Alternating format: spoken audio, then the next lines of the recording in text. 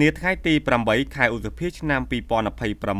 ឯកឧត្តមច័ន្ទស៊ីណាតរដ្ឋលេខាធិការនិងជានាយកគម្រោងក្នុងនាមតំណាងដ៏ខ្ពង់ខ្ពស់ឯកឧត្តមថោជាថារដ្ឋមន្ត្រីក្រសួងធនធានទឹកនិងតុនិយមបានអញ្ជើញដឹកនាំក្រុមការងារបច្ចេកទេសនិងទីប្រឹក្សាចុះបំពេញបេសកកម្មត្រួតពិនិត្យវឌ្ឍនភាពការដ្ឋានសាងសង់ទំនប់ស្ទាក់ទឹកស្ទឹងក្រញូងស្ថិតក្នុងភូមិសាស្ត្រស្រុកសំឡូតខេត្តបាត់ដំបងក្នុងឱកាសនោះឯកឧត្តមរដ្ឋលេខាធិការបានគូបញ្ជាក់ពីសារៈសំខាន់នៃសំណង់វិស្វកម្មនេះដែលមានសមត្ថភាពស្តុកទឹកបានរាប់លានម៉ែត្រគូបដើម្បីបម្រើផលប្រយោជន៍ពហុវិស័យជូនប្រជាពលរដ្ឋក្នុងតំបន់ជាពិសេសការផ្គត់ផ្គង់ទឹកសម្រាប់កសិកម្មការប្រើប្រាស់ប្រចាំថ្ងៃ